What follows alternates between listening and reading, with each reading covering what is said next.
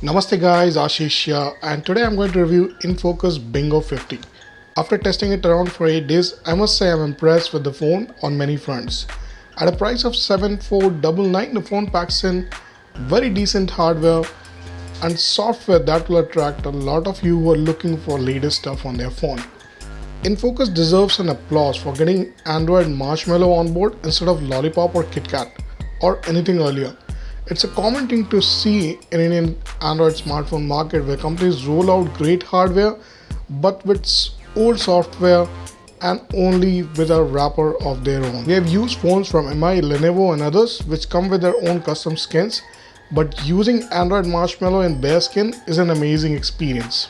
Bingo 50 performed really well, though I was suspicious about its MediaTek processor. I guess things have improved with MediaTek now. InFocus has the right optimization for software, that's Android 6, and hardware to deliver great performance. The performance was very close to what I have seen on CoolPad Note 3. Bingo 50 is powered by a quad-core 1.3 GHz processor, which is nothing but the MediaTek MT6735 and is pretty good for day-to-day usage. It houses 3 GB of RAM, 16 GB of internal storage with an option to add up to 64 GB with a microSD card. 4G is supported in both the SIMs and it works on all bands of 4G in India. It's one of the good looking phones I have seen in this range. The rear panel is matte finish with tough feel which kind of reminds me of OnePlus One. I kind of like it because it's different from other OEMs. It is available in sandstone grey and leather black color variants. The phone is bordered by silver lining of plastic which looks metal. Good thing is that it doesn't look cheap. The metal look is extended to speaker and the camera as well. One thing that you will not really like is putting back the rear panel. It's just hard to get in place with one effort. But since the battery is non-user replaceable, you aren't going to take it out often. The phone houses a 5-inch 720p IPS LCD screen. While it may feel like a big phone, but be warned about its huge bezel space. Also, one thing that display misses is a Corning Gorilla Glass protection or any other kind of protection.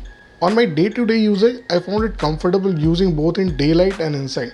However, the display will need a bit of push on the higher side when in sunlight. This is the most important aspect of smartphones. They are known to consume battery for the obvious reasons, and the only way out the phone makers have right now is by increasing the capacity. Surprisingly, Bingo 50 stands out differently.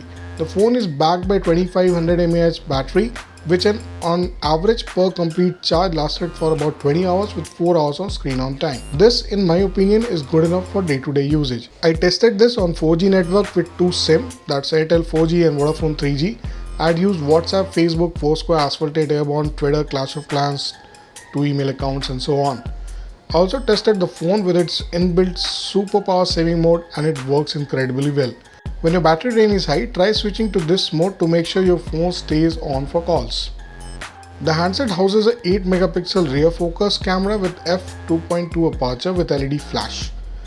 Along with this, there is a front-facing camera with the same specification.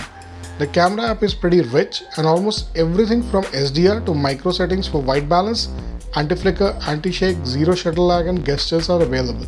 When shooting videos, you have an option to use filters and the type of quality, that is from low resolution to the highest resolution, which is 720p. There was no shot-to-shot lag when taking pictures and I'm pretty sure consumers will have a great experience using it. Check out the camera samples at the end of this section. The front-facing 8 megapixel camera is pretty impressive. Keeping in mind that InFocus is focusing on young generation which end up taking more selfies than straightforward shots, the camera is here to make a place in their heart.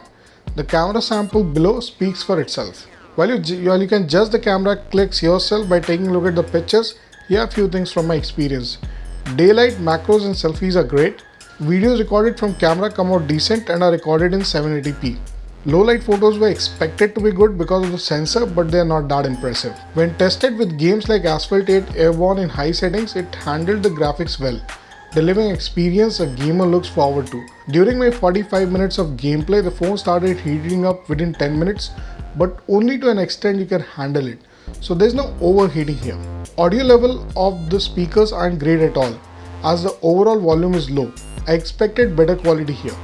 Calls and network, no problem here. I've used 2 SIM both in close and open areas. The loudness of the in-call quality is great as well. This is important for those who like to know if it sounds too low to talk in noisy condition.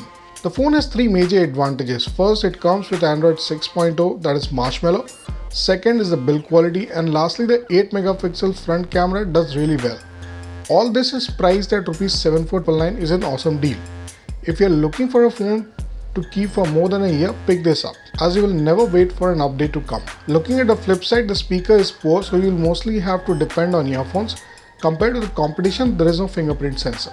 So guys, thanks for watching the video. If you did like it, do share it, subscribe to our channel and hit the like button if you really did so.